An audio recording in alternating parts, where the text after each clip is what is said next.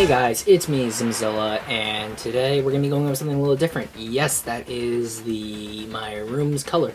It's nice and green. It's kind of banged up there, but what today we're talking about is we're going to be doing a card game review. And yes, you may be wondering, a card game review on a Godzilla channel? What would that be? And of course, I'm not going to be talking about Pokemon here. Or Magic the Gathering, for anyone's a Magic fan, or is my friend and knows I play Magic. And also, no, we're not going to be going over Yu-Gi-Oh! Although this was a nice box for me to pull, specifically for this video. Today what we're going to be doing is Kaiju Assault. Yes, Kaiju Assault. This is a Godzilla, or more I should say, Kaiju card game made by Jack and Brandon. They're very great guys, and I talked to Brandon, and he wanted me to do a video, or not really wanted. I asked if I could do a video on their card game, and he was on board, and he was really happy that I would want to do that. So, actually, let's begin. Starting off, this is once again the rulebook. This rulebook looks very nice, got some nice Gigan fan art right here, and we'll be going over fan art a little bit.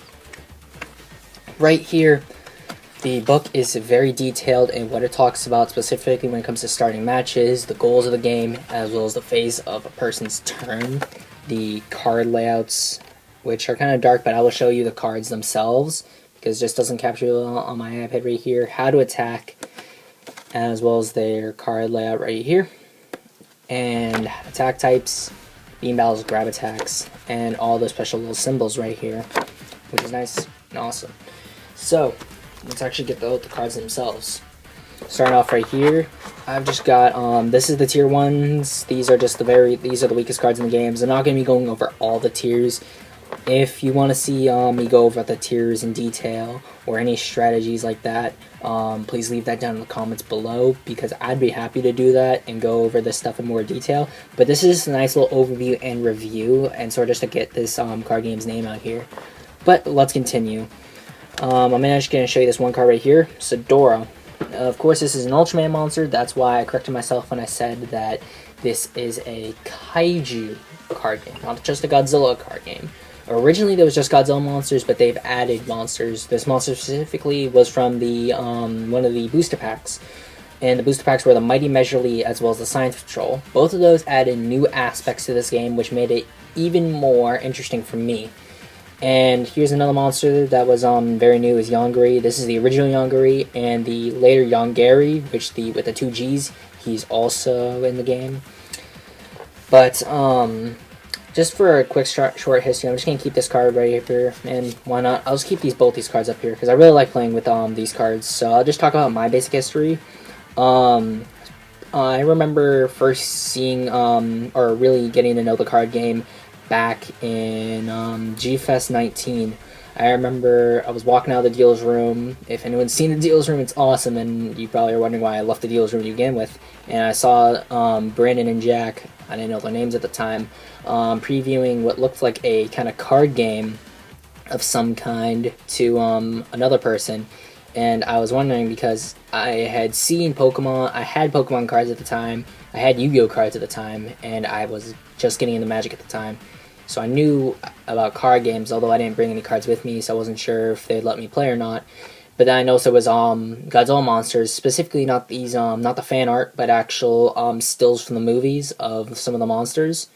And then I sort of just sat there, watched, and Jack actually, he asked me if I wanted to play, and I said sure. And I played against him, and I played the very first version of the game that they had previewed at G-Fest 19, which was very fun. And actually, I got really thrilled with the game that I later we played it so much. We actually played it at the bar at the Crescent, not Crescent, the Crown Plaza. We played that for a long while until G-Fest ended, and it was very fun that year. Moving on to G-Fest 20. They had added a few cards to the original basic set, specifically Gamma monsters in particular, as well as just a few more military cards, a little balancing, nothing too severe, but they had started adding the fan art, which was very cool and very nice to see that they were really involving the Kaiju community and helping them with this game. and I tried that. I got one of my other friends who's a regular G-Fest attender, Mike. He played with me. He really enjoyed it. So Mike, if you're watching this video, bro, you remember playing this and you really enjoyed it too. So just down in the comments, if you're watching, just post any experience you had that I wasn't there specifically for. Moving on, I did not attend G-Fest 21. I just, stuff happened, and won't get into too much detail about that, but that was actually when they first started selling the cards at G-Fest, which was very, very sad that I wasn't able to play that year at all or get to buy the sets, because they weren't selling them the other 2 years because they were still testing it out and stuff. But finally, G-Fest 22 rolls around. I go there, Artist Alley, they're there. I get these cards, and I bought both their booster packs that were being revealed that G-Fest, or really technically this year's, not this year. Actually, yeah, this year's G-Fest, actually, because it's not rolled over yet. And I got to play with those cards. I really enjoyed them, gave them my feedback. I got to talk with them. And they're going to be revealing a bunch of other new stuff, which is pretty cool and stuff, but I will not reveal that unless Brennan or Jack wants me to, and wants to just give updates and stuff to the card game, which I will talk to him more about, which will be really good and stuff. But moving on, I'm actually going to put that one card down here and focus on this one. The game, specifically, I'll talk mostly about two things. I want to talk about meta and power creep. First off, meta. Most people know about meta as in most cards that see play, cards that don't see play, and what is all around the basic baseline of a game, and what is accepted and what's not. This game has no particular meta, and which is really good, because then everything feels viable, so everything sees play. So there's more point to putting out more cards, because then you just see new things that you've probably never seen played before, so then it's all new strategies. And in my opinion, every strategy is viable. Like, you can go for tier 5 all tier 5 monsters, like very little ones. We can just go for a bunch of these little tier 1 monsters and just have an army that I know certain somebody who keeps using and just obliterates most times with his army of tier 1s. But with this, with a lack of a true meta, the game is able to feel very welcoming to people, as well as super entertaining, because you don't feel like you're going to go up against the same thing a couple of times if you're playing against friends or other people who are going to pick up the game.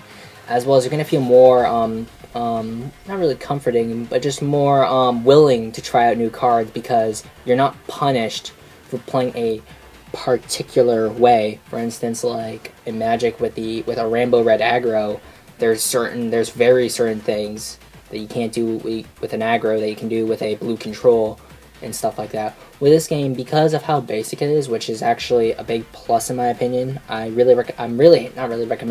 applaud its simplicity. Because of that, you don't really see anything that's not viable. So you can just go around and pretty much do whatever you want, as long as you just have a basic idea in mind of what you want to do.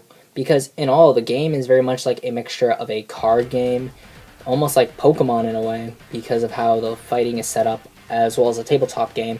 The Pokemon and tabletop game side are that when you attack, you have to use die, and it's turn-based. Turn-based referring to Pokemon, and the same thing with the attacks, so there's a very limited amount of attacks, mostly usually 4 or 3. And the tabletop aspect, and rolling the die, as I've just said, you're going to be rolling evens for hits, odds for misses, as well as sixes, specifically with a monster when you use a beam attack, causes beam battles. And just that simplicity, again, gotta applaud the simplicity, just really helps you pick a variety of ideas for strategies, and you can stomp the competition in new interesting ways. But moving on here, I'm going to be talking specifically about one of the newer things that was added, specifically in the expansions, the not Scattershot, I'm thinking about Halo, sorry. The Science Patrol, as well as the hazard cards. These are just a few of the hazard cards that I'm going to be just showing right here that I got off the bat. Garuda, Godzilla Tower, and Maikoru and Tama. Jack and Brandon know exactly why those names are dreaded. But first I'm just going to go off with the Science Patrol. I'm just going to let you pause the video right here if you want to read this. So I'm just going to leave this up here really quickly.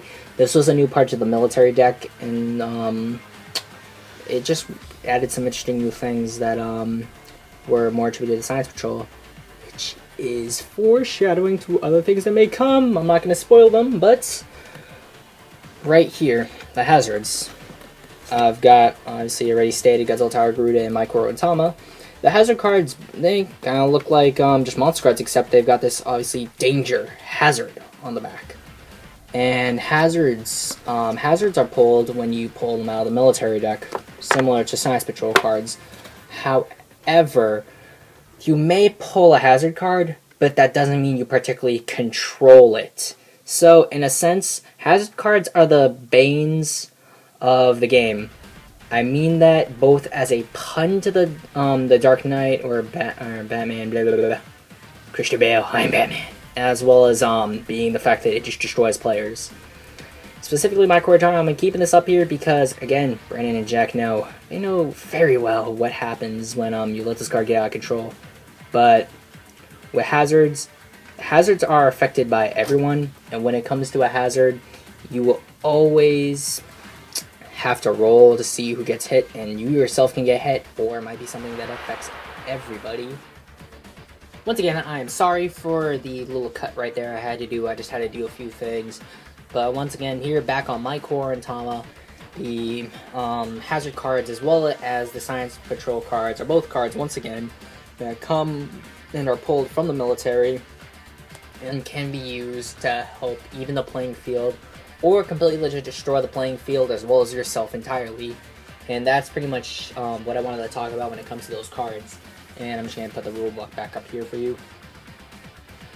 But the last thing I want to talk about is power creep. And yes, that is from extra credits. If anyone's wondering in the comments or is just thinking it to themselves, yes, that is something I thought of to talk about this game from extra credits. And in my opinion, power creep, I don't see it in this game. Brandon and Jack do a beautiful job making sure that they test these cards to make them as balanced as possible and make the rules as balanced as possible so they can accommodate for everything, so they can see everything played. And as such, nothing goes above the power scale and makes it too overpowered, so they have to build a bunch of new cards to balance that card out, and nothing goes too below the power scale and that it never sees play or nobody wants to play with it.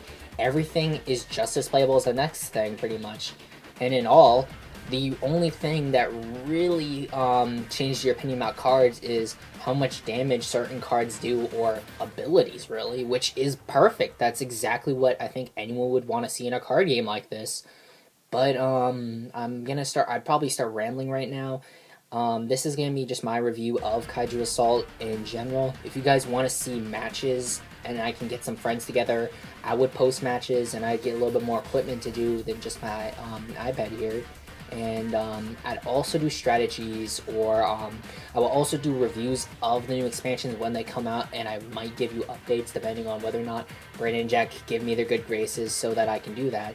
But in all, I really hope to continue to help support Kaiju Assault, and yeah, just expect to see some updates and some new special stuff. This is Zimzilla, and I'm signing out, guys.